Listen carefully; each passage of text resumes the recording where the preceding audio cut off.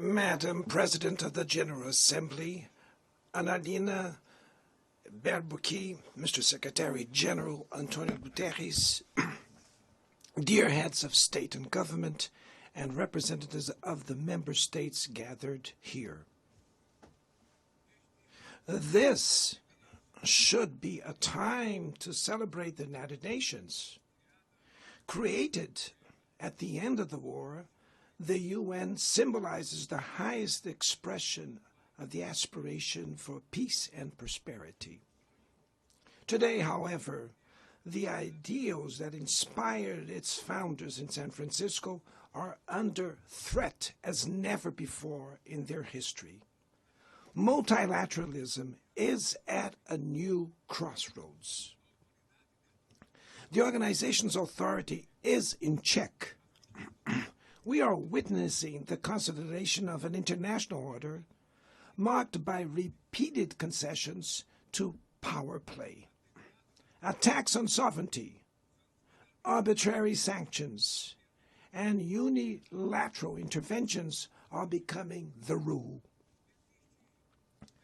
There is a clear parallel between the multilateralism crisis and the weakening of democracy. Authoritarianism is strengthened when we fail to act in the face of arbitrary acts, when the international society falters in defending peace, sovereignty, and the rule of law. The consequences are tragic. Throughout the world, anti-democratic forces are trying to subjugate institutions and stifle freedoms. They worship violence, praise ignorance, act as physical and digital militias, and restrict the press. Even under an unprecedented attack, Brazil chose to resist and defend its democracy, regained 40 years ago by its people after 2 decades of dictatorial governments. There is no justification for unilateral and arbitrary measures against our institutions and our economy. The aggression against the independence of the judiciary branch of power is unacceptable. This interference in domestic affairs is aided by a subservient far right who is nostalgic of past hegemonies. False patriots plan and publicly promote actions against Brazil.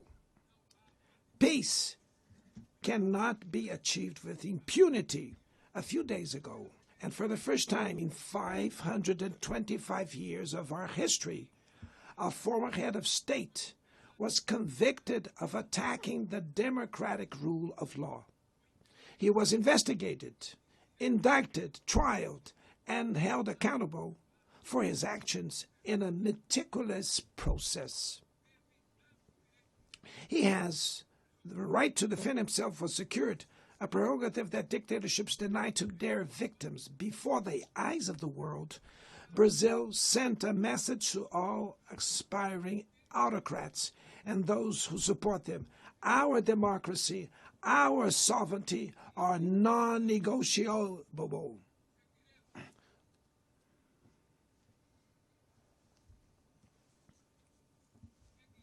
We will continue as an independent nation and as a people free from any type of guardianship.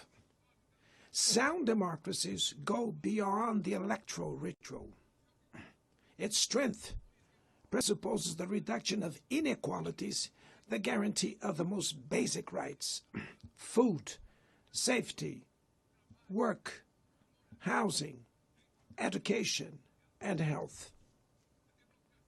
Democracy fails when women earn less than men or die at the hands of partners and family members.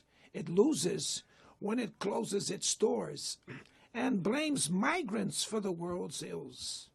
Poverty is as much an enemy of democracy as extremism. Therefore, we were proud to receive confirmation from FAO that Brazil has once again left the hunger map in this year, 2025. But in the world, there are still 670 million hungry people, and about 2.3 billion face food insecurity. The only war of which everyone can emerge victorious is the one we wage against hunger and poverty. This is the goal of the global alliance we launched at the G20 and which has the support of 103 countries. The international community needs to revise its priorities, reduce arms spending, and increase development aid. Relieve the service of the foreign debt of the poorest countries, above all African nations, and set minimum global tax standards so that the super rich pay more taxes than workers. Democracy is also measured by the ability to protect families in the childhood. Digital platforms offer possibilities for us to come together in ways we never imagined.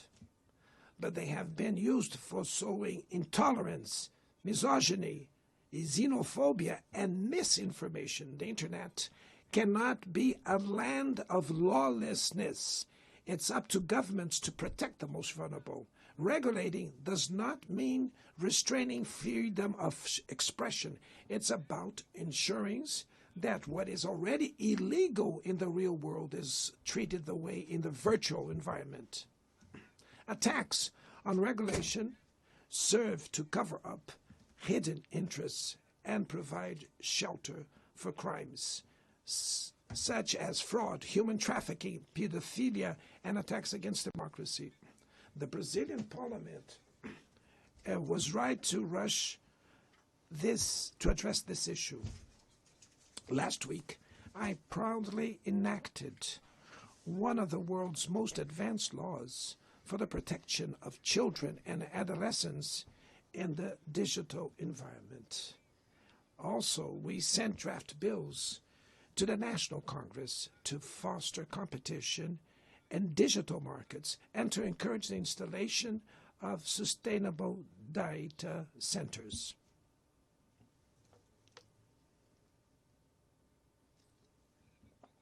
To mitigate the risks of artificial intelligence, we are committed to building multilateral governance in line with the Global Digital Compact that was approved in this plenary last year.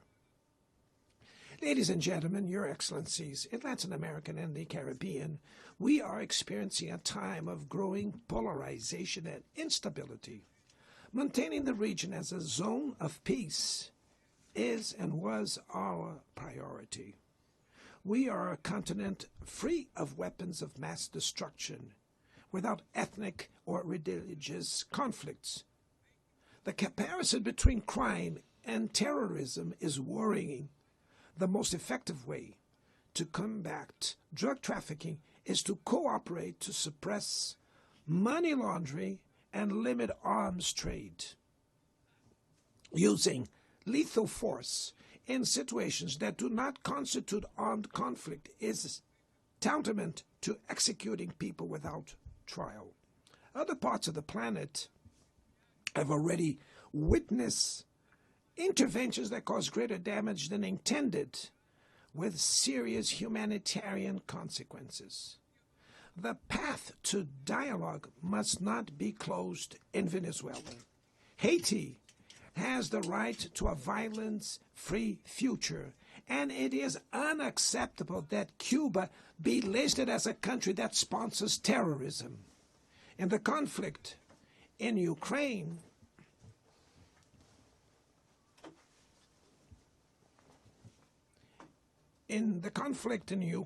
we all already know that there will be no military solution. The recent meeting in Alaska raised hopes for a negotiated way out. It's necessary to pave the way for a realistic solution. This implies taking into account the legitimate security concerns of all parties. The African Initiative and the Friends for Peace group created by China and Brazil can help promote dialogue and a diplomatic solution. No situation is more emblematic of the disproportionate and illegal use of force that the one occurring in Palestine. The terrorist attacks perpetrated by Hamas are indefensible from any angle, but nothing, absolutely nothing, justifies the ongoing genocide in Gaza.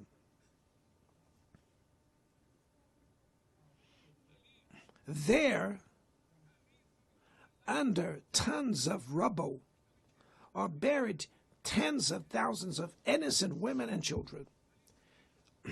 There, we can see that international humanitarian law and the myth of ethical exceptionalism of the West are also being buried there. This massacre would not have happened without the complicity of those who could have prevented it. In Gaza, hunger is used as a weapon of war, and the forced displacement of populations goes on unpunished. I express my admirations to the Jews who, inside and outside Israel, oppose this collective punishment. The Palestinian people are at risk of disappearing. They will only survive with an independent state integrated to the international community.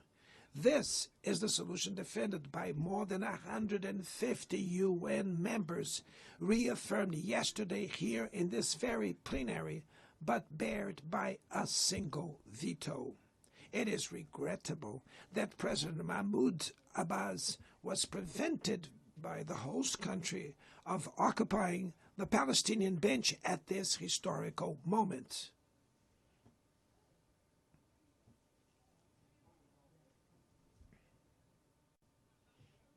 The spread of this conflict to Lebanon, Syria, Iran, Qatar is fueling an unprecedented arms build-up. Madam President, bombs and nuclear weapons will not protect us from the climate crisis. The year of 24 was the warmest already registered. COP30 in the city of Belém, Brazil, will the cope of truth. It will be the time for world leaders to prove the seriousness of their commitment to the planet. Without a complete picture of the NDC's nationally determined contributions, we were walking blindfolded towards the abyss. Brazil has committed to reducing its emissions by 59 and 67%, covering all greenhouse gases and all sectors of the economy. Developing nations face climate change while grappling with other challenges. Meanwhile, rich countries enjoy a standard of living reached at the expense of 200 years of greenhouse gas emissions, demanding greater ambition and greater access to resources and technology. It's not a matter of charity, but of justice. The race for critical minerals essential for energy transition cannot reproduce the predatory and asymmetrical logic that has characterized recent centuries. In Belém City, the world will learn about the reality of the Amazon. Brazil has already reduced deforestation by half in the region in the last 2 years. Eradicating it requires ensuring decent living conditions for its millions of inhabitants. Promoting sustainable development is the objective of the Tropical Forest Forever facility, which Brazil intends to launch to compensate countries that keep their forests standing. But the time has come to move from the negotiation phase to the implementation stage. The world owes a lot to the regime created by the Climate Convention. Climate change needs to be brought to the heart of the UN so that it gets the attention it deserves. A council linked to the General Assembly with the power and legitimacy to monitor commitments provide coherence to climate action.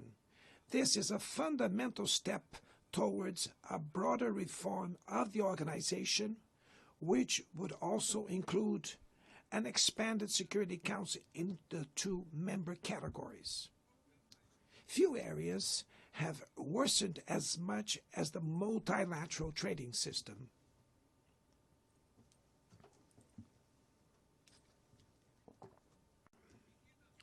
Unilateral measures have rendered fundamental principles, such as the most favored nations clauses, meaningless. They have disrupted value chains and threw the global economy into a pernicious spiral of high prices and stagnation. It is urgent to refound the WTO based on modern and flexible foundations. Your Excellencies, ladies and gentlemen, this year, the world lost 2 exceptional public figures. Former Uruguayan President Pepe Mujica and our dear Pope Francis, both embodied the best humanist values like no other.